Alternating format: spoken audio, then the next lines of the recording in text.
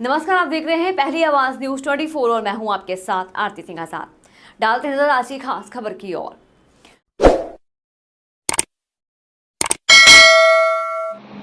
Sir, channel की ओर से बहुत बहुत शुभकामनाएं। हाल ही में आपने पद डिप्टी सीएम आपको घोषित किया गया है। क्या लगता है आपको आने वाले दिनों में कितनी चुनौती आएगी? जहाँ तक काम का सवाल है, समय ज़्यादा नहीं है। मंत्री के रूप में भूपेश बघेल जी के मुख्यमंत्रित्व में हम लोग 4.5 साल से काम करते आए हैं। शेष 6 महीने बाकी हैं, अब 5 महीने बाकी हैं। तो इनमें जो काम हुए वो सरकार के कोटे के काम थे, हम लोगों ने किया। अब आचार संहिता लगने के पहले के 3 महीने बचे हैं। काम का जहाँ तक सवाल है, एक सप्लीमेंट्री भी बजट आएगा। अभी विधानसभा का सत्र बुलाया गया है, उससे एक अंदाज लग जाएगा कि नए और काम कितने, जो आय के स्रोत हैं छत्तीसगढ़ सरकार के पास, उससे हम कितने काम कर सकते हैं। एक सीमा में होगा। कोई बहुत बड़े काम, लाखों करोड़ के काम, ऐसी कोई संभावना ही नहीं है, ना कोई देख सोच रहा है।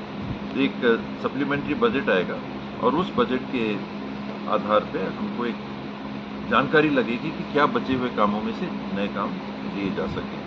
शेष जो काम हुए हैं उनके आधार पे हम मतदाताओं के पास जाएंगे।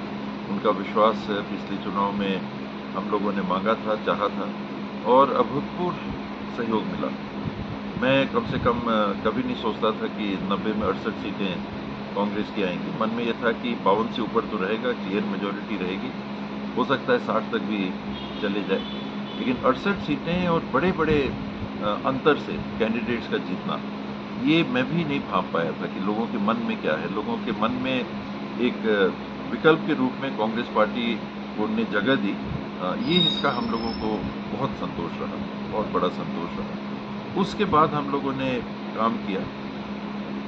वहाँ के नागरिक हैं, उनकी मंशा के अनुसार अपने जो घोषणा पत्र थे, हर आदमी, हर पार्टी घोषणा पत्र जारी करता है और वो एक आधार बन जाता है जिसके माध्यम से तोला जा सकता है कि क्या कहा था चुनाव के पहले और क्या किया। उनमें कई प्रमुख कार्यों को हम लोगों ने किया। आते साथ पहली कैबिनेट बैठक में, बल्कि जिस दिन शपथ लिया 17 दिसंबर को, उसी दिन पहली कैबिनेट की बैठक हुई। राहुल जी को हम लोगों ने एयरपोर्ट में विदा किया, वहाँ से मंत्रालय गए और पहली कैबिनेट की बैठक भूपेश बघेल जी ने ली। ताम्रध्वज साहू जी के साथ मैं भी 3 हम मंत्री थे जिन लोगों ने शपथ ली थी। पहले निर्णय में ऋण मुक्ति की बात और 2500 रुपये में धान खरीदी की बात, ये हम लोगों ने पारित किया था। और उसी से एक ऐसा संदेश गया कि ये लोग जो कहा है वो करना चाह रहे हैं, वो करके देंगे। और सिलसिले को हम लोगों ने बरकरार रखा।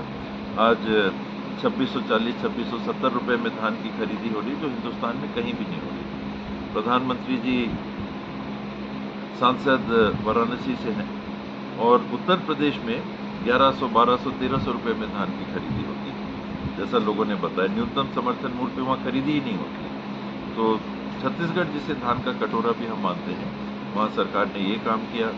आप यूनिवर्सल पीडीएस देख लीजिए, शायद ही किसी राज्य में होगा, तमिलनाडु में होगा। यहाँ सभी को सरकार की तरफ से सस्ता अनाज मिल रहा है। 20 लाख के इलाज के लिए मुख्यमंत्री जी के अनुमति से एपीएल बीपीएल के भेदभाव को छोड़ के किसी भी नागरिक को अगर आवश्यकता है तो कुछ इलाजों के लिए 20 लाख रुपए दिया जा रहा है।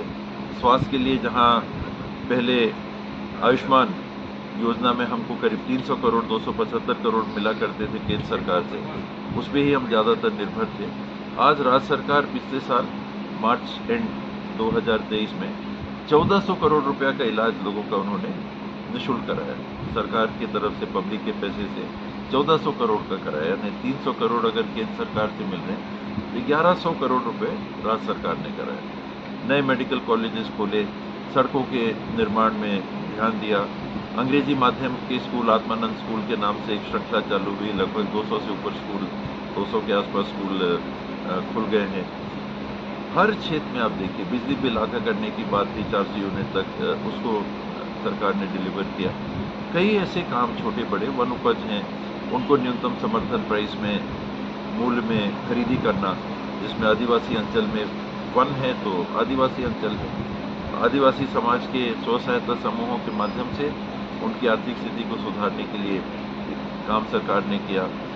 गौठानों का निर्माण, 11,658 हमारी पंचायतें हैं, उसमें करीब 9-10 हज़ार पंचायतों में गौठानों की स्थापना हुई है। वहाँ भी रीपा के माध्यम से रूरल इंडस्ट्रियल पार्क एक नया योजना सरकार ने चालू किया है। वहाँ शेड बना के, अपनी ओर से शेड बना के महिला स्व सहायता समूहों को, और ये मैं 10,000 पंचायतों की बात कर रहा हूँ, लगभग 10,000 पंचायत, और उसको 5 से आप गुणा कर दीजिए, 50,000 समूह, और उसको 10 से गुणा कर दीजिए, 5 लाख सीधे महिलाओं को रोजगार से जोड़ने का। अगर एक समूह में 10 महिलाएं हैं तो ये एक पहल हुई है। तो अलग अलग बिंदुओं पे सरकार ने प्रयास किया है। गन्ना 355 रुपए में खरीदी, मेरे ख्याल से देश में शायद ही कहीं होगी। कई इस प्रकार के काम हैं जिनको सरकार ने कहा था चुनाव के पहले और पूरा किया। उसी ही कामों के आधार पे हम मतदाताओं का भरोसा चाहते हैं कि आने वाले समय में अगर कुछ काम छूटे हैं तो छूटते हैं। ऐसा नहीं है कि हमने हर कुछ कर दिया। अगर हर कुछ कर दिया तो फिर अगले चुनाव कराने की जरूरत क्या है? काम तो निरंतर बने रहेंगे। रोड बनाएंगे तो उसके मरम्मत का बात आएगा, नहर अभी और बनाने की बात है, बांध अभी और बनाने की